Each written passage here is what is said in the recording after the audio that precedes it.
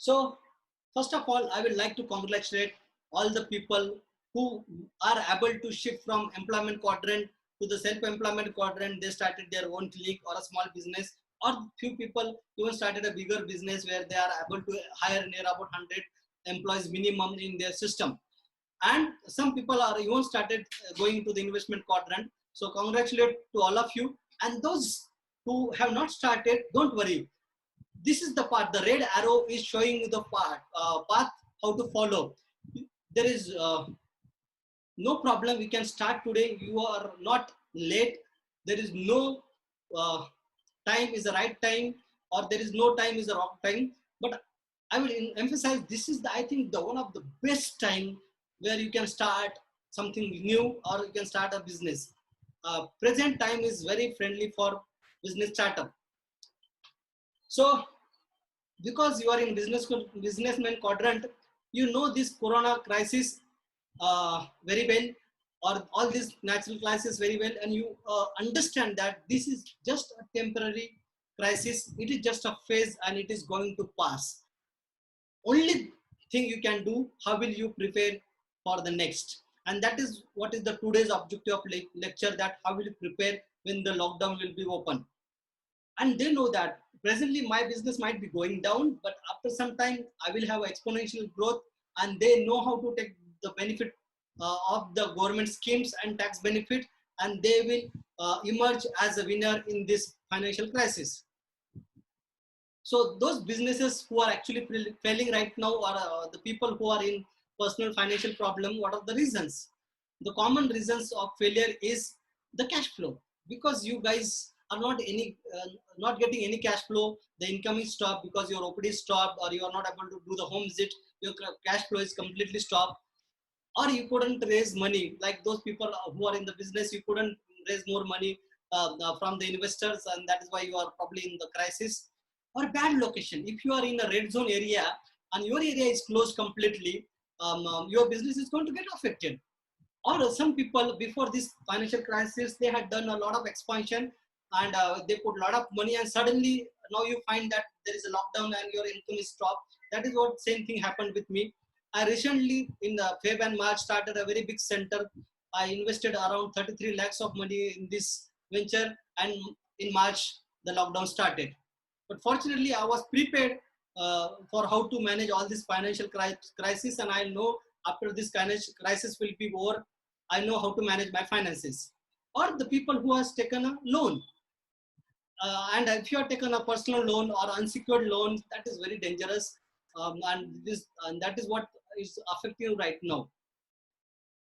So what to do with the cash flow?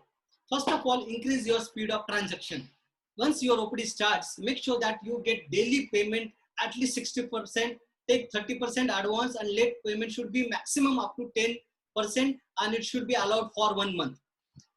Most of the people are ready to pay, but they always complain that I don't have cash or checkbook right now. So if you provide different modes of payment, then they will pay on time. Like you can take a credit card payment or debit card payment, or you should have a UPIs, or you can take a Google Pay and create a QR code and put everywhere on display, so that people will use that and get paid.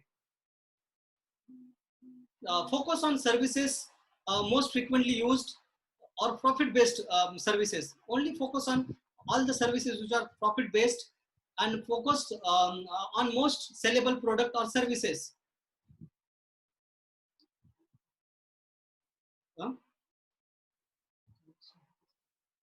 I don't know. Are we connected, guys? Anyone? Yes, sir, we are connected. Okay. Yes, sir, we are connected. So I suggest that you should focus only on most frequently used product. We can hear you. Everybody mute yourself. Because what I'm saying that is that suppose you have a lot of services to offer, don't focus on everything to start. You can focus only on the services or which is frequently used, or which will get you more benefit or profitable. Or focus on more sellable product. They might not be high paying, but they go very frequently, like knee rehabs or a day-to-day back care patients, which very commonly in more number. You focus on that product more than those who are very, you get paid high, but they are less in sales. Or you offer a differentiation point. So like I used to have a differentiation point, like I used to provide aquatic therapy. It was a differentiation point. Or you have any specialized equipment, use that as a differential point.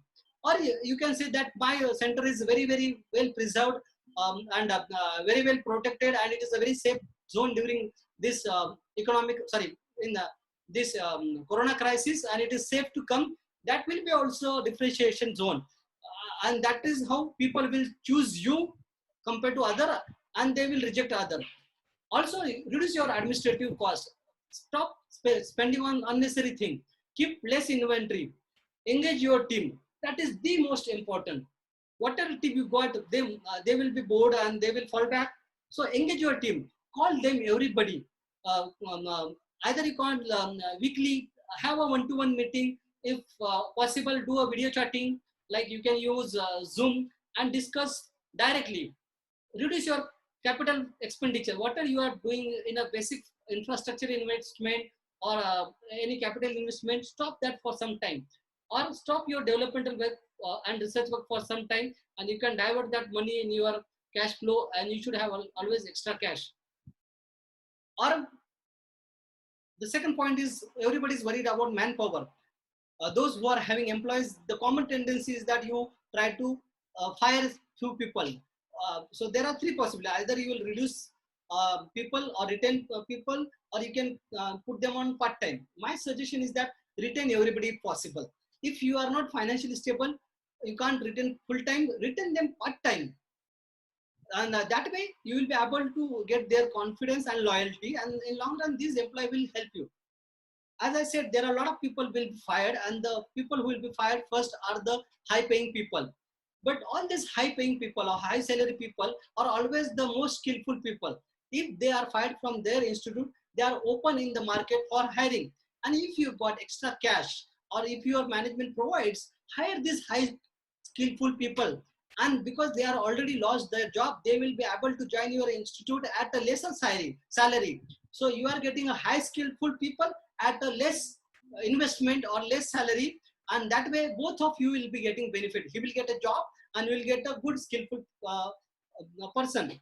Or you can provide a non-financial benefit. You can tell your staff, maybe I will not able to give you a lot of salary this time, but I will give you promotion in future. Or you can give them sense of accomplishment, or you can facilitate their personal growth, give a public recognition, give them awards, appreciate like star of the month. Or you can tell them your job will be secure, don't worry, we will be always there with you. Or you can do a lot of sales meeting, or you can send them on this kind of the webinars which are paid or free, so that you are actually engaging them and you are supervising them. Hours of working. Most commonly what will happen in this scenario is that once you will try to reduce the working hours. I suggest don't reduce your working hour. If you are able to work for 8 to 10 hours, keep that working hours. And if you got less manpower, or you fired few people, or you are calling your staff on part time, you can call some freelancers or the home visit consultant, because they actually lost their income. There are no home visits going on. They can come and sit in your OPD for a few hours, and you can give them hourly basis rental type of agreement, and then you will also get benefited. Your rent will be partly covered by these freelancers, and freelancers will get some place to sit, and they can consult, and they will also get benefited. So it is mutually beneficial to both of you. And I suggest keep running your OPD for 12 to 14 hours, because anyways you are playing for 24 hours. So why don't you increase your productive hours, and if possible, increase as much possible and get paid more. You also should keep open on Sundays and holidays. That will also add extra value to your income. So usually in business management, they always say you should have always a win-win formula. And I follow this win-win formula very commonly. Now this we are talking about clinic and freelancer. As I said, if you got a lot of rent to be paid, you can take this freelancer or home visit consultant. They will come to your OPD, and you can mutually benefit each other. And if you are not sure, like they might take over your practice, then you can hire somebody who is non-competitive. For example, if you are a musculoskeletal specialist and you only see musculoskeletal OPD, you can call a neuro or cardio or other type of specialty population, and let them come and sit and they will do that. Or if you don't want from your industry, like physiotherapy industry, you can call an occupational therapist or speech therapist or a dentist or any other consultant, and that way mutually you will be benefited. The person who doesn't have a clinic or a place to sit for consultation, he will also get benefited, and you will also get some amount for paying your rent.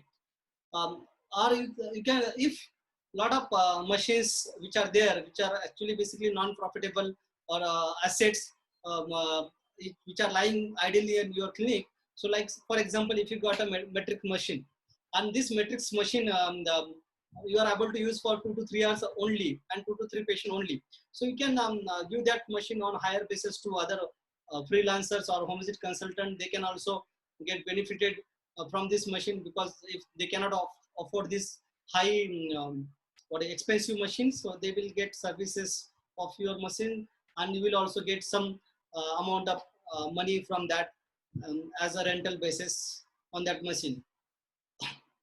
So I suggest try to reduce your non-productive hour, and cover most of the hours of the day, and only people who will work extra and do the overtime will be able to survive in this period.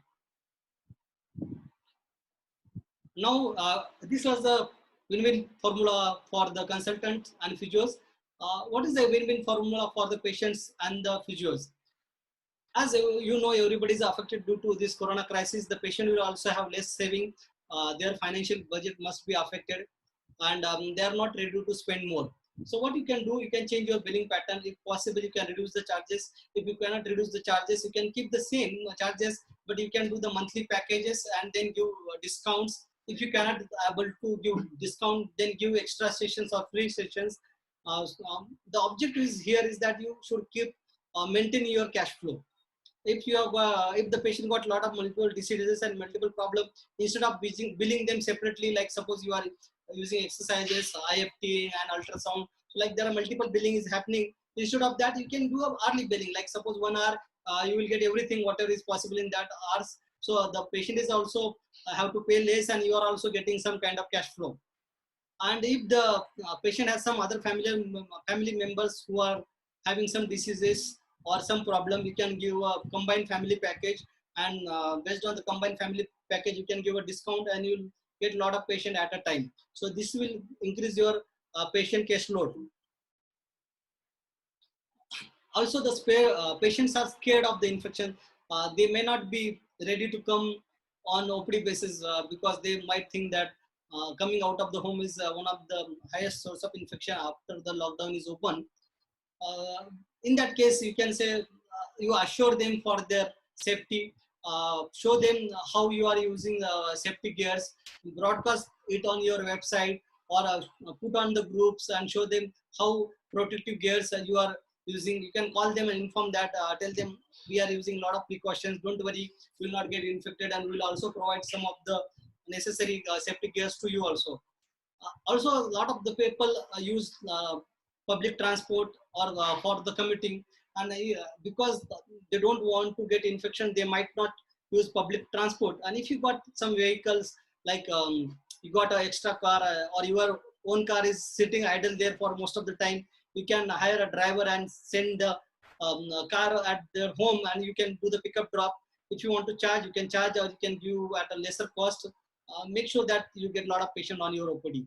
Or you can do the online consulting, and with this telemedicine, you can give them consultation. If you want to get paid, you can do the online payments, or even if you do the free consultation, make sure it will help you in long run, because this patient will be always loyal to you, and they will come back to you.